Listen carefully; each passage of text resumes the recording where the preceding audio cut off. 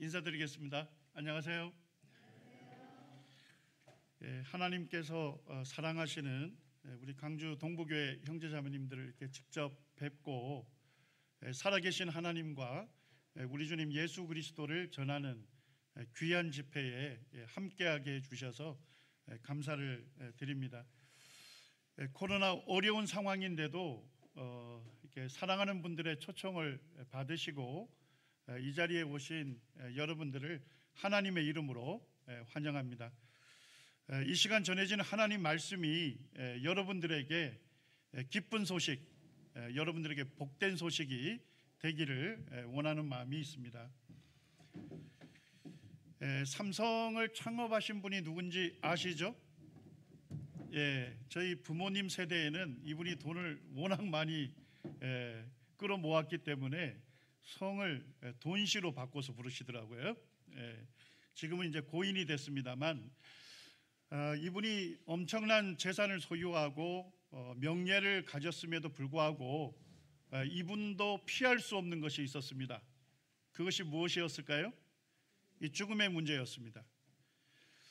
이분이 이제 폐암으로 사망하셨는데 폐암이 점차 퍼져가면서 죽음을 이제 직감하게 됐을 때 이분이 한 번도 떠올리지 않았던 인생에 있어서 아주 중대한 질문을 이분이 떠올리게 됩니다. 그것은 이제 이분이 자필로,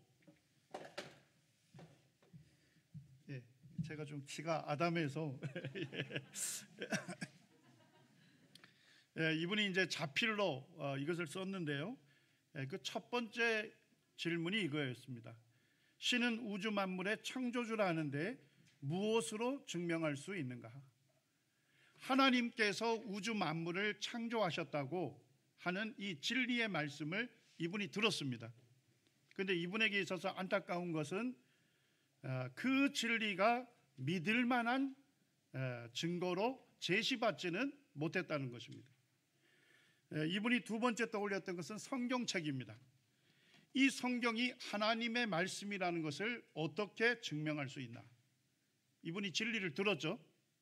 성경이 하나님 말씀이라는 이 놀라운 진리를 들었습니다. 그렇지만은 이 진리를 믿을 만한 증거로 제시받지는 못했습니다. 결국 이분이 이와 같은 인생의 중대한 질문을 했습니다만 해답을 얻지 못하고 안타깝게 죽음을 맞이했다는 이야기를 듣게 되었습니다.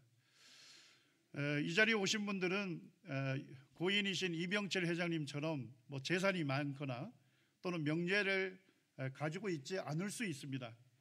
그렇지만은 인생에 있어서 중대한 질문에 대한 해답을 얻는 데 있어서는 여러분들이 더 나은 위치에 있다는 것입니다. 오늘 첫째 시간은 이 두 가지 인생의 중대한 질문에 대해서 우리가 해답을 얻기를 원합니다. 제가 이제 대학원 석사과정에서 공중보건학을 공부했습니다. 이 집단으로 생활할 때 발생되는 질병으로부터 어떻게 건강을 보호할 수 있는지를 주로 배웠습니다. 쉽게 말씀드리면 전염병의 예방법과 관리법에 대해서 제가 배우게 됐습니다. 근데 이제 저를 가르쳤던 교수님께서 책을 쓰셨는데 책 제목을 보면서 제가 매우 충격적이었습니다. 책 제목이 성경 속 무슨 이야기입니까? 의학 이야기입니다. 성경은 지금으로부터 3,500년 전에 기록이 시작이 됐어요. 우리나라 역사로 보게 되면 고조선 시대입니다. 그러니까 이 성경 전체가 아주 고대에 기록된 말씀이에요. 그런데 놀라운 것은 뭐냐면 3,500년 전에 기록된 성경에 현대의학에서 가르치는 전염병의 예방법과 관리법에 있어서 중요한 원리가 들어가 있다는 것입니다. 저는 이 책 제목만 소개받고서도 매우 충격적이었습니다. 어떻게 그 고대에 기록된 성경에 현대 의사들이 이제서 발견한 그 전염병의 예방법과 관리법을 그 중요한 원리가 하나님의 명령으로 기록이 되어 있다는 것입니다. 역사적으로 보게 되면 흑사병, 파상풍 잘 아시죠? 최근에 사스, 메르스, 신종플루, 지금 2년 동안 우리가 고통스럽게 코로나19 바이러스로 인한 감염병의 영향을 받고 있습니다. 그런데 성경에 보게 되면 이 전염병을 어떻게 예방하고 어떻게 관리할 것이냐, 그것에 대해서 하나님께서 명령을 하신 거예요. 성경 민수기 19장에 보면 11절에 사람의 시체를 만진 자는 며칠 동안 부정한 자가 됩니까? 7일입니다. 성경은 하나님께서 시체 만진 자를 굉장히 특별하게 다루셔요. 시체 만진 자는 부정한 자가 되는데 그는 7일 동안 부정한 자가 되는 겁니다. 그리고 사람의 뼈를 만지거나 무덤을 만졌으면 7일 동안 부정한 자가 됩니다. 자, 이렇게 부정한 자로 규정이 되면 민수기 5장 2절에 보니까 죽음으로 부정케 된 자를 다 어디로 내보내랍니까? 진영 밖. 진영은 뭡니까? 마을 공동체를 얘기하는 거예요. 마을 공동체 밖으로 내보내라는 것입니다. 그러니까 여러분들이 지나가다가 어떤 사람이 쓰러져 있어요. 그래서 흔들어 깨웠습니다. 그런데 이 사람이 죽어 있는 거예요.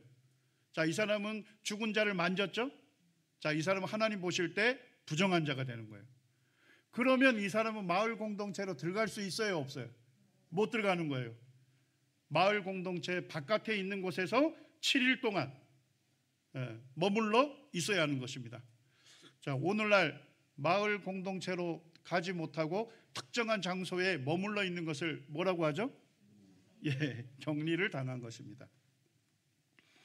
왜 시체 만진 자를 특별히 부정하다고 격리를 시키라고 하셨을까요?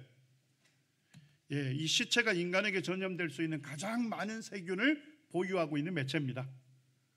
자, 그러면 시체를 만지게 되면 시체에 있는 세균이 만진 사람에게 옮겨질 수 있죠.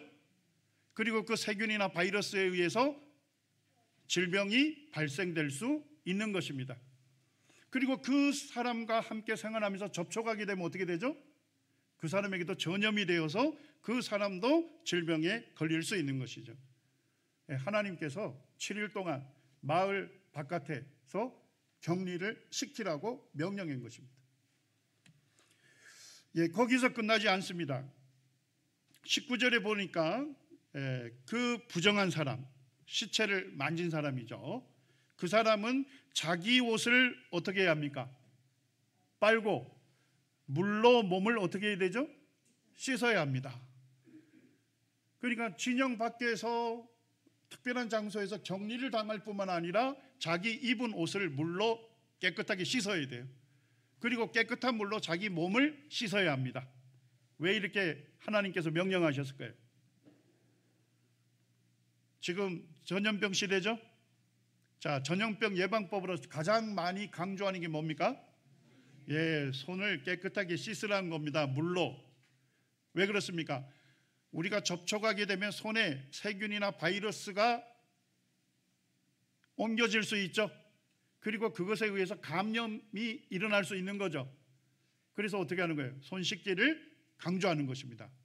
그런데 하나님께서 옷을 빨고 물로 몸을 씻으라고 명령한 것입니다. 세균이나 바이러스를 제거하라는 겁니다. 그러지 않으면 그것에 의해서 질병이 걸릴 수 있는 것입니다. 우리가 아침에 세수를 한 다음에 2-3시간 지나게 되면 이 손에 세균이 득실거리게 됩니다. 한 손에만 6만 마리 정도가 서식합니다. 자, 양손이면요 12만 마리 정도가 득실거립니다만 우리 눈으로 보이지 않아서 다행입니다. 자, 그럴지라도 깨끗한 물로 손 씻기를 잘하면 몇 퍼센트를 제거할 수 있어요? 80%를 제거할 수 있는 겁니다.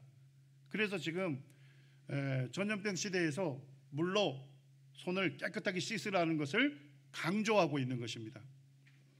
자, 그런데 이 놀라운 지식이 불과 지금으로부터 160년 전에는 알지 못했던 지식이에요.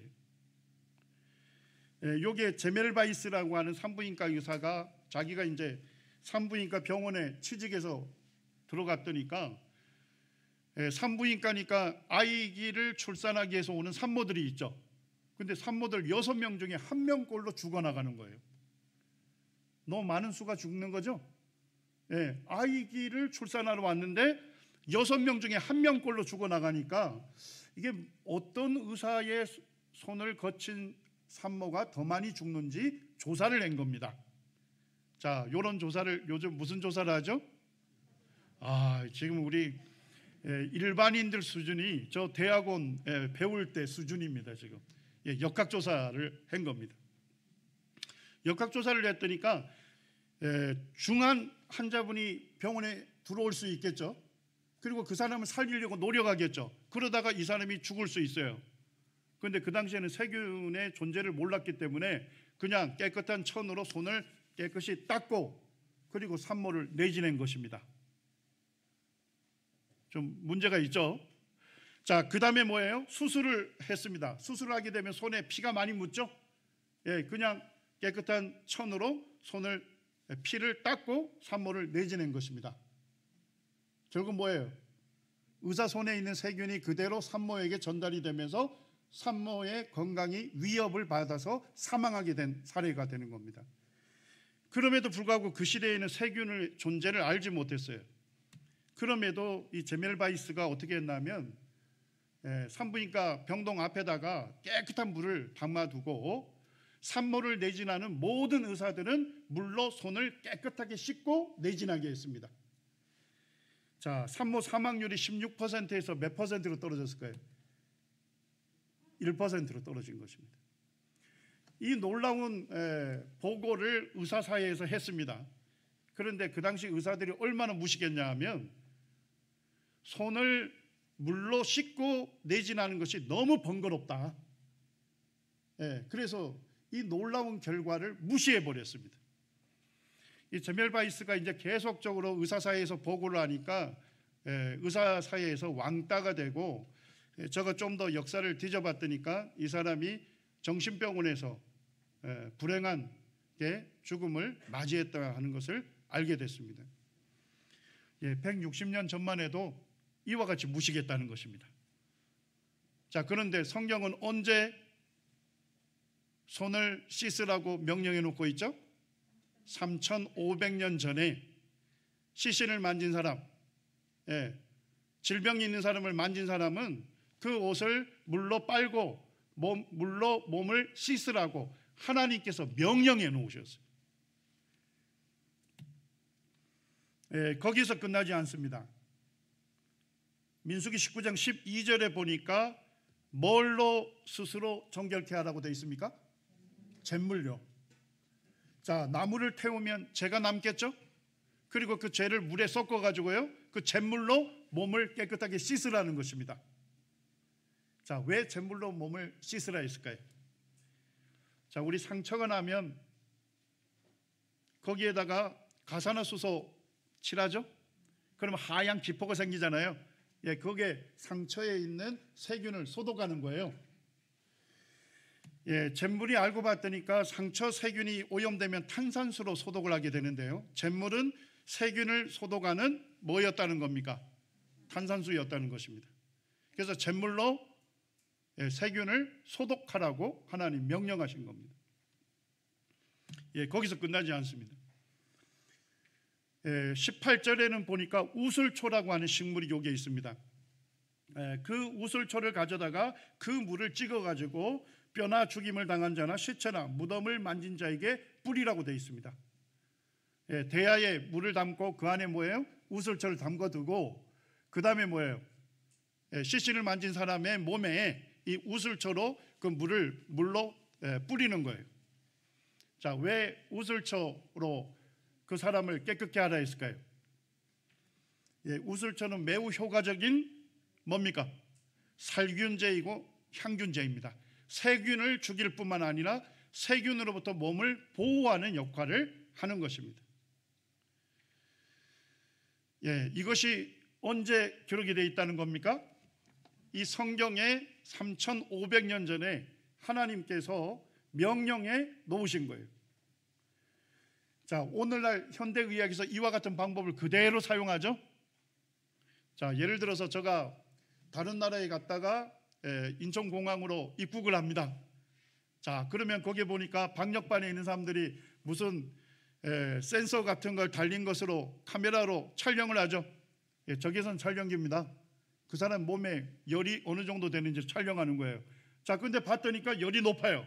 자, 그럼 어떡합니까? 잠깐 오시오 하게 되는 거죠. 그 다음에 열을 측정해요. 그리고 어디에서 왔냐 물어봅니다. 전염병이 창궐한 지역에서 왔으면 그 사람은 어떻게 되죠? 바로 격리당합니다.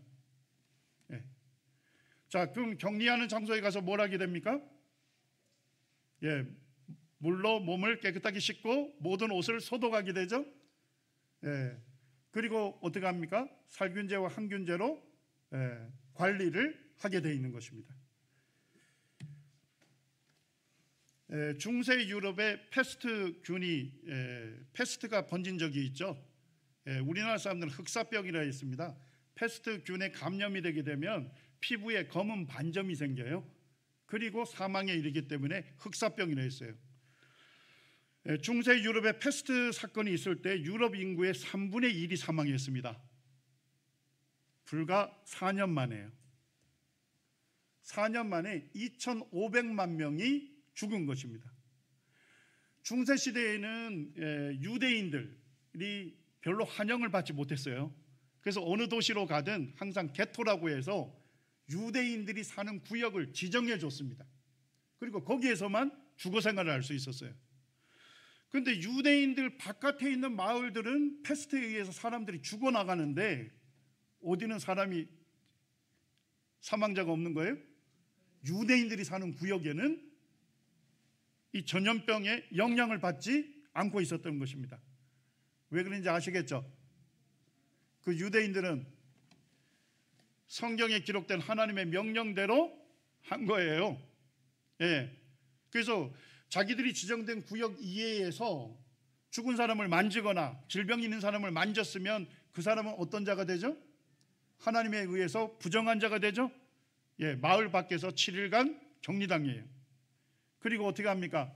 옷을 물로 빨고 물로 몸을 씻고 잿물로 몸을 소독하고 우슬초물로 살균하고 향균하는 거예요. 7일이 지난 다음에 증세가 없어야 마을로 들어갈 수 있었던 것입니다. 하나님 말씀을 엄격하게 그들이 믿고 지켰기 때문에 이와 같은 재앙으로부터 보호를 받을 수 있었던 것입니다. 세균과 바이러스에 의해서 사람이 감염이 돼서 질병이 발생된다는 것을 처음으로 발견한 사람이 파스테르라고 하는 그리스도인입니다. 하나님을 믿는 과학자에 의해서 불과 150년 전에 알게 된 겁니다. 그러면서 전염병의 예방법 관리법이 발달하기 시작했어요. 자, 그런데 현대에 적용하는 이 전염병의 예방법과 관리법이 어디에 기록이 되어 있다는 겁니까? 성경에 기록되어 있다는 겁니다. 그것도 언제 기록한 것입니까? 3,500년 전에 기록된 하나님의 말씀에 기록되어 있는 겁니다. 자, 제가 여러분들에게 묻고 싶습니다. 3,500년 전에 기록된 이 하나님 말씀이 그 시대 사람들의 지식에서 왔을까요? 아니겠죠. 세균의 존재를 알게 된 거 불과 150년 전이잖아요. 그것에 의해서 전염병의 예방법과 관리법이 발달해 왔잖아요.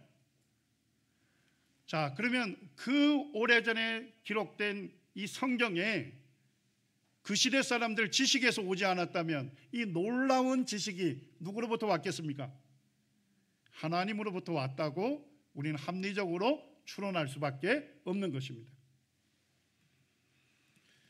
예를 제가 하나 들겠습니다. 어떤 사람이 죄를 지었다고 고소당해서 법정에서 심리를 받게 됐습니다. 자, 근데 판사들이 이 사람이 죄를 지었다고 유죄 판결을 내렸다고 가정해 보시죠. 자, 이 사람이 죄를 짓는 것을 판사들이 눈으로 직접 봤을까요? 자, 보지도 않았는데 어떻게 그 사람이 죄를 지었다고 판결할 수 있습니까? 뭐가 있으면 가능합니까? 눈으로 보지 않아도 증거가 있으면 안전하게 판결할 수 있는 것입니다. 하나님은 우리가 눈으로 볼 수는 없습니다만 하나님께서는 모든 사람에게 무엇을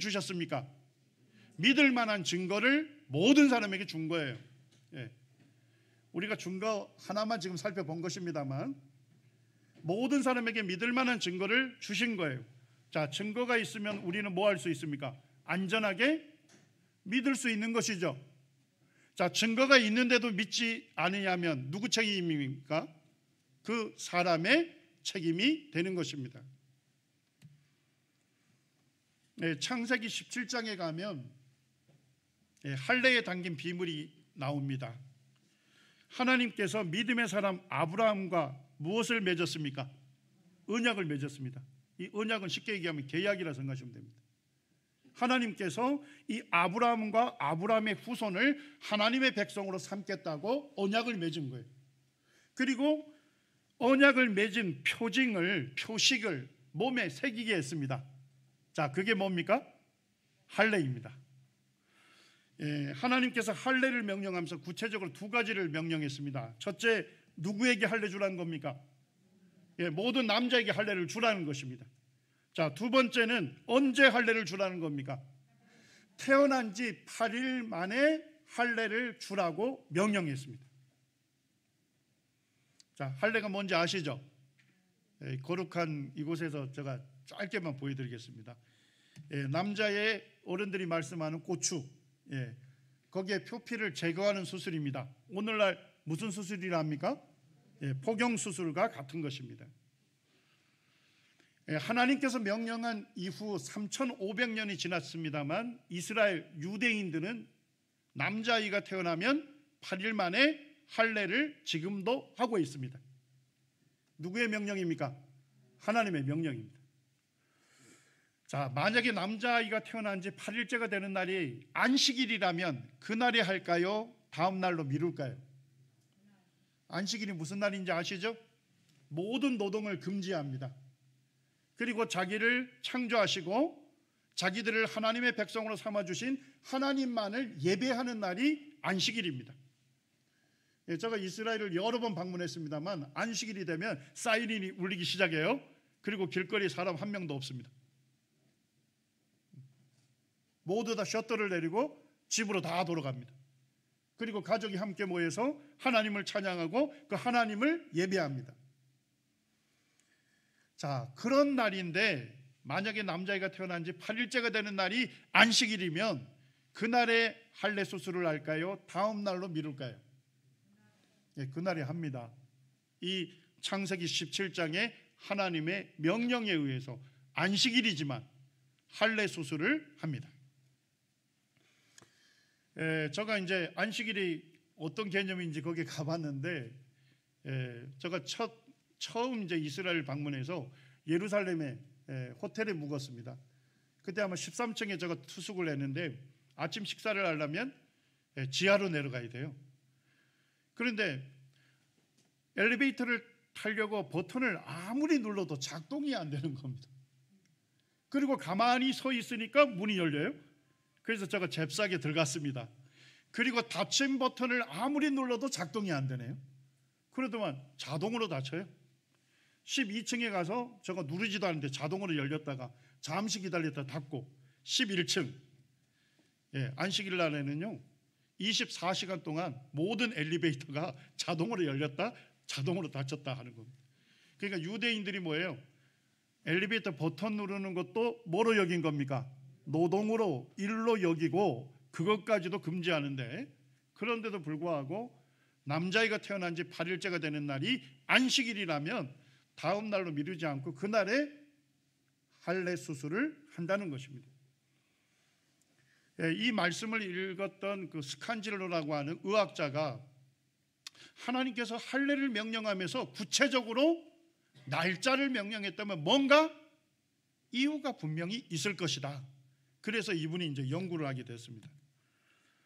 자, 우리 상처가 나면 피가 나오죠? 그러다 시간이 지나면 어떻게 됩니까? 피가 엉겨 붙으면서 굳죠. 그걸 우리가 혈액응고라고 합니다. 피가 응고돼서 멈추게 되는 겁니다. 그 이유는 뭐냐면 하나님께서 이 혈관 안에 피만 둔 게 아니고 프로트롬빈이라고 하는 혈액을 피를 응고시키는 단백질을 그 안에 넣어놨어요. 그래서 상처가 나면 피가 나면서 이 피를 응고시키는 단백질이 나와서 피를 엉겨붙게 해서 응고를 시키는 것입니다. 그래서 우리가 과다출혈로부터 생명을 지킬 수 있는 겁니다. 자, 하나님께서 우리에게 주신 거니까 한번 읽어보시죠. 프로트롬빈. 예, 이분이 이 연구를 해봤어요. 그래서 남자아이가 태어나면 혈관 안에 있는 이 혈액을 응고시키는 단백질의 양을 측정해 본 겁니다. 여기에 있는 이제 어른들은 거의 혈관 안에 있는 이 단백질의 양이 비슷합니다. 그래서 그거를 100% 기준으로 잡았어요.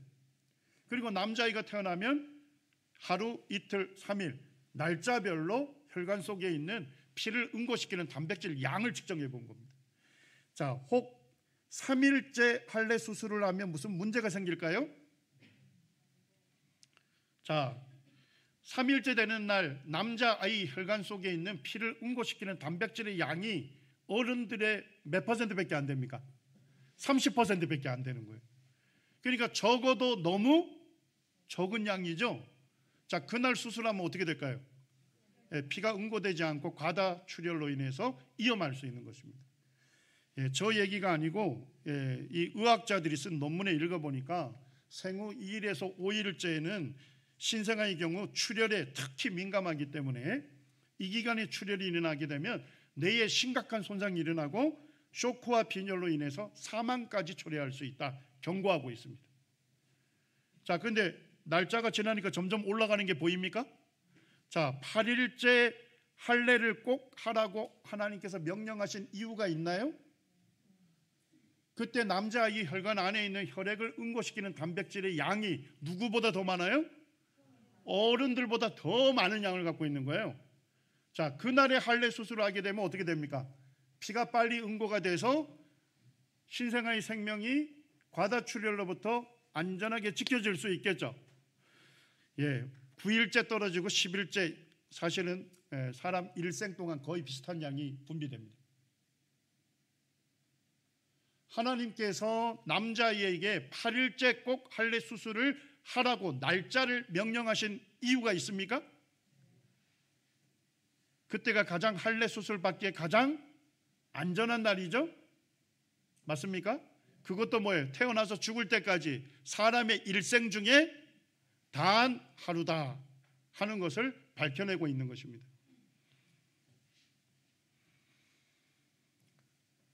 오늘날 의학자들이 사람의 구조와 기능에 대해서 열심히 연구합니다마는 사람의 구조와 기능에 대해서 가장 정확하게 말할 수 있는 분은 누구십니까?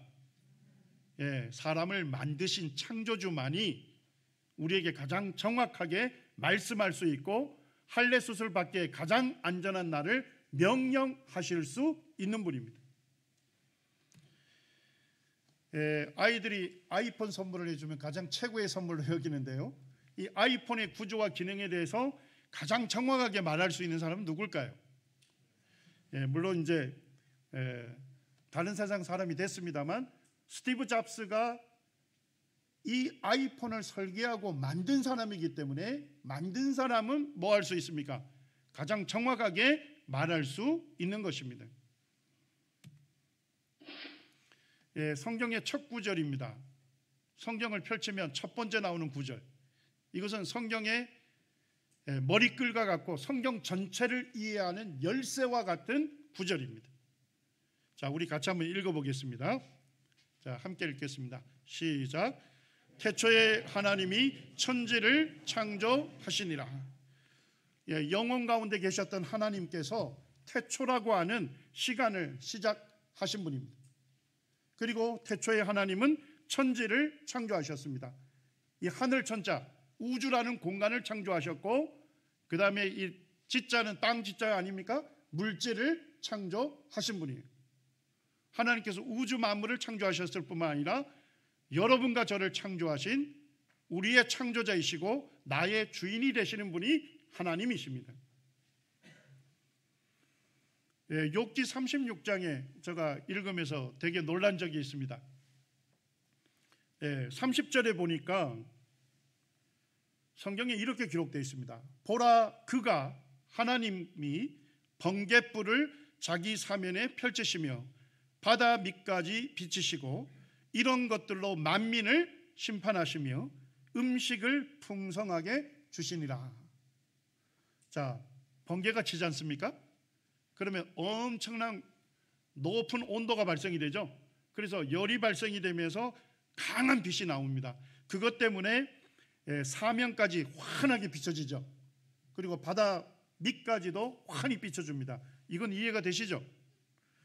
그리고 가끔 이 번갯불에 의해서 어떤 사람이 번갯불에 맞아서 죽었다는 소식을 듣기도 합니다. 자, 근데 이상한 건 뭡니까? 번개를 쳤는데 음식을 뭐 해주신대요? 풍성하게 주신다는 겁니다. 하나님께서 번개를 쳐서 우리에게 음식을 풍성하게 주신다는 말씀이 있습니다. 제가 이제 고등학교 때 과학을 배우면서 이 대기의 성분 중에 가장 많은 성분이 뭘까요? 훌륭하십니다.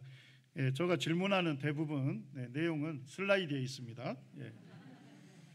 질소가 78%예요. 산소가 21%입니다.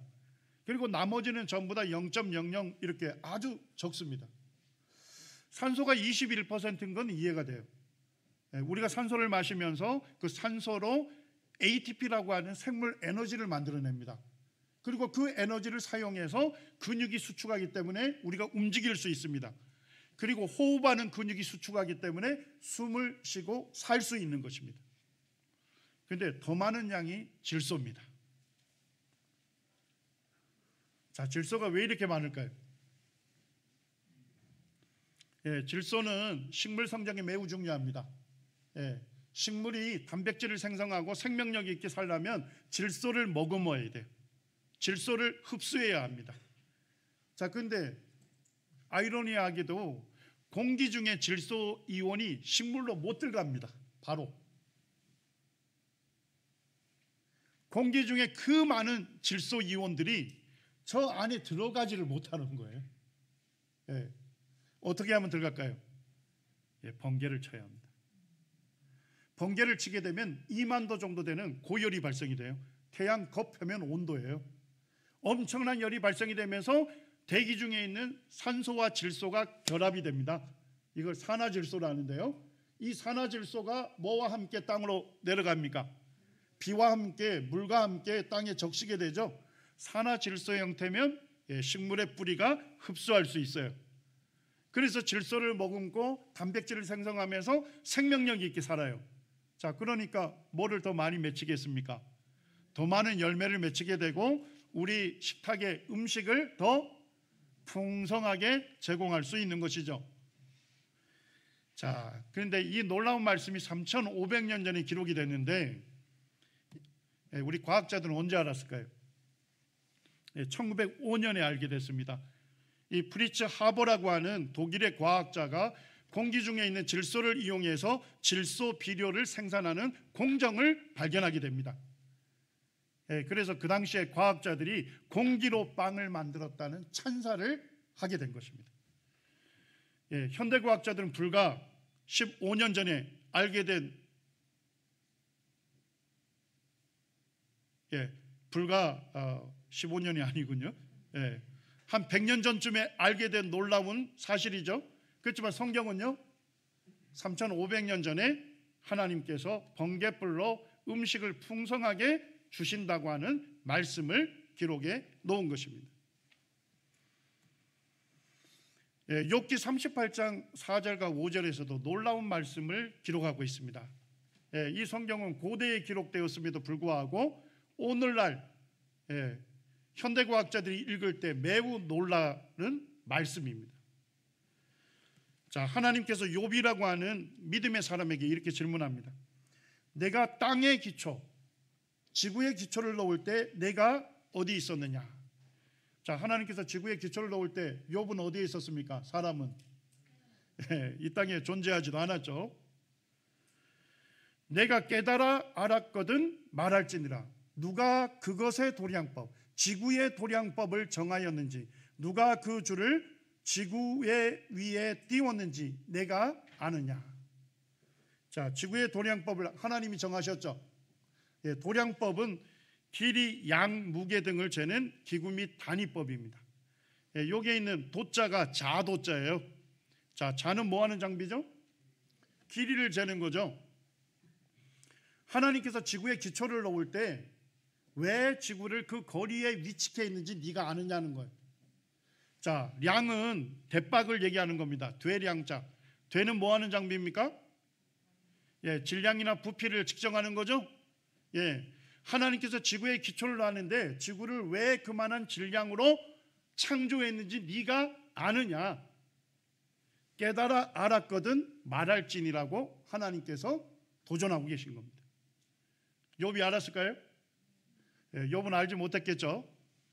그렇지만 현대과학이 이제 발달하면 발달할수록 이 성경에 기록된 말씀이 진리다는 것을 우리에게 알려주고 있습니다.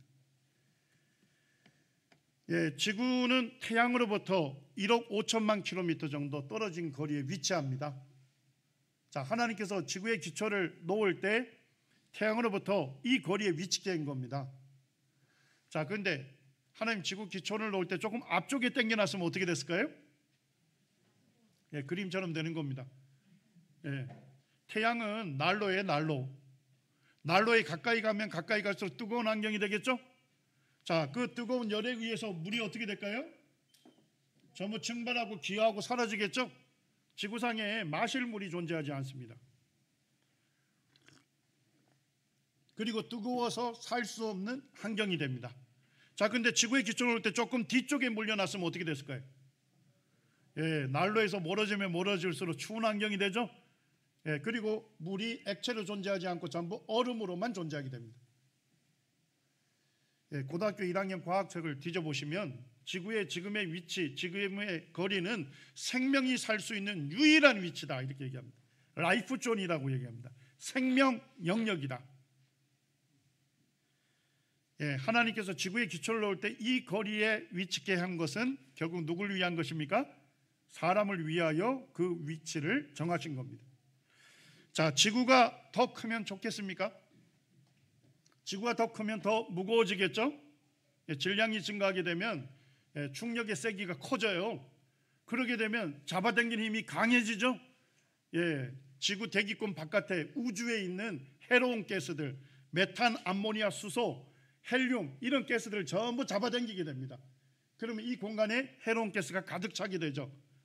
자, 사람이 살 수 있는 환경이 될까요? 그럴 수 없습니다. 자, 만약에 지구가 기초를 놓을 때 하나님이 조금 작게 만들면 어떻게 될까요? 이번엔 잡아당기는 힘이 약해지겠죠. 그러면 이 대기권에 있는 질소와 산소가 어떻게 될까요? 전부 대기권을 탈출하게 되는 것입니다. 하나님께서 지구에 기초를 놓으셨는데 지금의 질량이 뭡니까? 해로운 가스들은 다 차단하고 우리에게 꼭 필요한 가스들만 대기권에 가두어둔 그 정확한 질량으로 창조되었다는 것입니다. 지구의 질량도 결국 누구를 위한 것입니까? 사람을 위하여 그렇게 정해진 것입니다. 자, 이 아름다운 빛이 무엇인지 아시겠죠? 이 오로라를 우리말로 극광이라고 합니다. 북극과 남극에서만 볼 수 있는 빛이에요. 자, 오로라가 아름답죠? 거기서 멈추시면 안 됩니다. 오로라는 이 지구에 있는 사람을 보호하시는 하나님의 손길입니다. 오로라가 발생하는 기전을 과학자들이 밝혀내는데 이 태양은 헬륨하고 이 수소가스로 가득 차 있어요. 그래서 헬륨과 수소가스가 핵융합 반응을 일으키면서 엄청난 열을 발생합니다. 자, 태양에서 발생하는 열을 뭐라고 부를까요? 태양에서 만들어내는 엄청난 열요. 태양열. 좋습니다. 과학이 별거 아니다 이 얘기입니다 지금. 자, 근데 엄청난 열을 발생할 뿐만 아니라 그때 엄청난 바람을 형성합니다. 자, 태양에서 발생하는 바람을 뭐라 할까요? 이 정도 되시면 오늘날 현대 과학자로 다 인정받을 수 있습니다.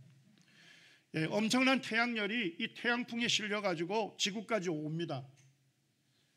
2시간 만에 와요. 따발총 속도의 500배 속도로 달려서 2시간이면 지구에 와서 따뜻한 열을 주기 때문에 우리가 온화한 환경에서 사람이 살 수 있는 것입니다. 자, 그런데 문제는 뭐냐면 태양풍에 실려오는 것은 열뿐만 아니라 아주 에너지가 높은 아주 높은 에너지 입자들이 그 안에 다량으로 존재합니다. 자, 근데 이 높은 에너지를 갖고 있는 입자들이 대기권에 쏟아지면 어떻게 될까요? 대기권은 불바다가 될 것입니다. 자, 그런데 불바다가 되지 않는 이유는 뭘까요? 자, 지구가 여기에 있는데 지구를 양파 껍질처럼 싸고 있는 게 보입니까? 이거를 자기장이라고 해요. 그래서 과학자들은 이걸 뭐라고 부르냐면 자장방패 또는 우주방패라고 합니다. 자, 뭔 얘기입니까? 태양풍을 타고 높은 에너지 입자가 오겠죠? 어디에서 부딪히게 됩니까? 자장방패에 부딪히게 되죠. 그리고 삐껴서 북극으로 남극으로 날아가게 되는 것입니다. 그때 북극과 남극에서 볼 수 있는 빛이 뭐예요? 오로라입니다. 그러니까 하나님께서 이 지구 전체를 양파 껍질처럼 자장방패로 둘러 놓으셨기 때문에 높은 에너지 입자가 대기권으로 쏟아지지 않는 거예요. 튕겨나가는 거예요. 그때 아름다운 오로라를 만들어내는 것입니다. 우리에게 꼭 필요한 적절한 태양열은 지구에게 전달하고 우리에게 해로운 것들은 전부 튕겨져 나가도록 설계를 해놓은 것입니다. 시편 111편 2절에 이렇게 하나님을 찬양합니다. 여호와의 행사가 여호와께서 하나님께서 행하신 일이 크시니 이를 즐거워하는 자가 다 뭐랍니까? 연구하는도다. 하나님의 행하신 일이 존귀하고 어미하며 하나님의 의가 영원히 있도다. 그 귀한 일을 사람으로 기억해 하셨으니 여호와는 어떤 분이십니까? 은혜로우신 분이시고 자비하신 분이시다. 태양풍과 자장방패를 설계하신 것만 봐도 하나님께서 우리를 이 지구상에 안전하게 살 수 있도록 설계하고 만들어 놓으셨다는 겁니다. 우리가 이 땅에 안전하게 살 수 있는 것은 하나님의 은혜고 하나님의 자비다는 것입니다. 이 하나님의 은혜를 몰라보면 안 되겠죠. 우리는 은혜에 대해서 당연히 감사로 찬양으로 하나님께 반응해야 하는 것입니다. 제가 이제 과학하는 일을 하기 때문에 과학자들이 쓴 레포트를 좀 읽어보면 아주 놀라운 얘기들을 많이 합니다. 이 중력의 크기가요 10의 60승분의 1, 뭐 그게 의미가 뭐냐면요 0점하고 0이 59개가 달리고요 60번째 1이 달리는 아주 적은 숫자예요. 0.0000001입니다. 자, 이만큼 중력이 약해지면 어떻게 될까요? 지금보다 우주와 지구는 팽창해서 사라집니다. 자, 이만큼 강해지면 어떻게 될까요? 우주와 지구는 압축돼서 사라지게 되는 것입니다. 자, 중력의 세기 누굴 위한 것입니까? 이 지구상의 사람을 위하여, 여러분과 저를 위하여 아주 미세하게 조정시켜 놓은 것입니다. 자, 달이 존재하는 목적이 있을까요? 이쯤 생각하시면 존재하는 모든 것들은 목적이 있어요. 자, 달이 존재하지 않으면 밀물 썰면 안 일어나죠? 바다가 썩기 때문에 바다 생물이 살 수 없습니다. 자, 지구의 축이 몇 도 정도 기울어져서 돌죠? 23.5도 기울어져서 돌도록 한데도 목적이 있을까요? 만약에 수직으로 돌면요 지금 적도 면적보다 더 넓은 면적이 더 뜨거워집니다. 그리고 북극과 남극은 더 넓은 면적이 더 추워집니다. 농산물을 경작할 수 있는 면적이 아주 줄어들어요. 그런데 지구과학자들이 시뮬레이션으로 연구해 보니까 지구의 축이 몇 도 기울어졌을 때 적절하게 지구 전체가 가온이 되고 농산물 경작할 수 있는 면적이 최대가 된답니까? 23.5도로 기울어져서 돌 때 지구 전체가 가온이 되고 농작물을 경작하는 면적이 최대가 된다는 겁니다. 자, 지구의 지축을 23.5도로 고정시킨데도 이유가 있습니까? 바로 여러분과 저를 위해서 그렇게 맞추신 거예요. 달이 없으면 어떻게 될까요? 이 지구의 지축이 0도에서 85도까지 무작위로 돕니다. 0도에서 85도까지 무작위로 돌게 되면 밤낮 온도가 극심하게 차이가 나면서 지구상에 사람이 살 수 없는 환경이 되는 겁니다. 자, 달이 존재하는 것도 누굴 위한 것입니까? 지축을 23.5도로 고정시키는 것이죠. 그리고 이 지구상에 여러분과 저가 안전하게 살 수 있도록 그 목적으로 달을 존재케 한 것입니다. 자, 우리 이사야 45장 18절 말씀 같이 읽기 원합니다. 함께 읽겠습니다. 시작. 여호와는 하늘을 창조하신 하나님이시며 땅도 조성하시고 경곡케 하시되 헛되이 창조치 아니하시고 사람이 거하게 지으신지라. 그 말씀에 나는 여호와라. 나 외에 다른 이가 없느니라. 하늘을 하나님께서 창조하셨죠. 그리고 지구를 조성하시고 경곡케 하셨어요. 그런데 하나님께서 이 우주와 지구를 어떻게 창조하지 않았답니까? 헛되게 창조한 것이 아니다는 것입니다. 무의미하게 만든 것이 아니다는 것입니다. 분명한 목적을 갖고서 우주와 지구를 창조하셨다는 것입니다. 그 목적이 무엇입니까? 사람이 거하게 지으시니라. 살것자입니다. 사람이 안전하게 살 수 있도록 그 목적에 맞춰서 광활한 우주와 지구를 창조하셨다는 것입니다. 그렇게 창조하신 분은 누구밖에 없다는 것입니까? 나 외에 다른 신이 없다. 하나님께서 선언하시는 것입니다. 존재하는 모든 것들은요, 누굴 위해서 만든 겁니까? 바로 여러분과 저를 위해서, 사람을 위하여 만든 것입니다. 우리를 향한 하나님의 사랑이 언제부터 시작됐습니까? 태초부터 시작이 된 거예요. 자, 잡초를 만드신 목적도 있을까요? 뭐 이쯤 되면 다 목적이 있다 하셔야 돼요. 우리가 볼 때는 이름도 잘 모르고 쓸모없는 것처럼 보인데서 잡초라고 하잖아요. 그런데 우리 주변에 이름도 모르고 기능도 알지 못하는 수많은 식물들이 있죠.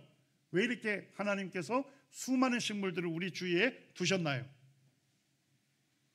자, 그 식물들이 뭘 만들어내는 공장입니까? 신선한 산소를 뿜어내잖아요. 그리고 우리는 그 산소를 마시죠. 젊은 이들이 있으니까 제가 전문 용어 하나 쓰겠습니다. 이 ATP라고 하는 생물 에너지를 산소로 만들어냅니다. 그리고 그 생물 에너지를 사용해서 근육이 움직일 수 있어요. 수축할 수 있습니다. 그렇기 때문에 우리가 걸어 다닐 수 있는 거예요. 호흡하려면 호흡 근육이 수축해야 돼요. 이 생물 에너지를 사용해서 호흡 근육이 수축하기 때문에 숨을 쉬고 살 수 있는 것입니다. 자, 이 수많은 식물도 누굴 위해서 창조했습니까? 사람을 위하여 창조한 것입니다. 존재하는 모든 것들은 사람을 위해서 창조했습니다. 자, 그렇다면 하나님께서 사람을 창조하신 목적도 있을까요?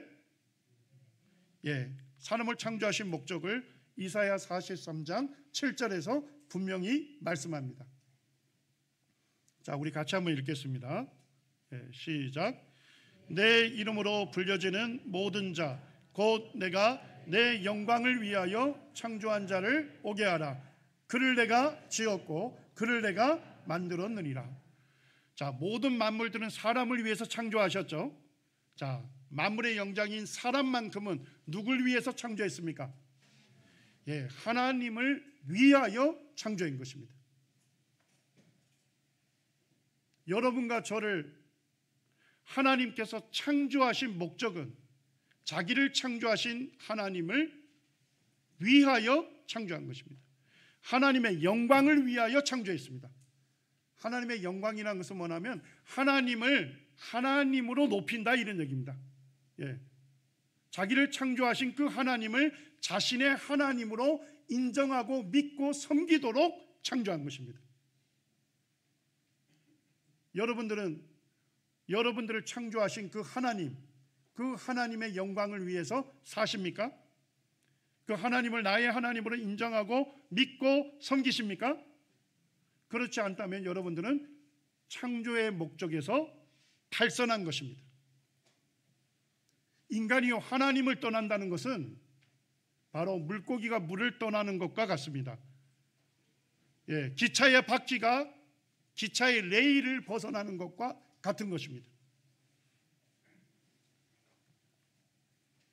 로마서 1장 19절에서는 하나님을 알만한 것을 어디에 분명히 보여주었대요. 하나님 만드신 만물에 분명히 보여주었고 알려주었답니다.